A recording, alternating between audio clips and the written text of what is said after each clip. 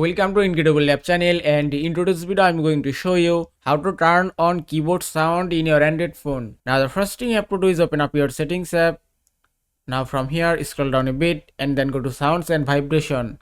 After that go to system sound option. And that's it. Here you can see Samsung keyboard sound option. Now to turn on keyboard sound you have to just enable this option from here.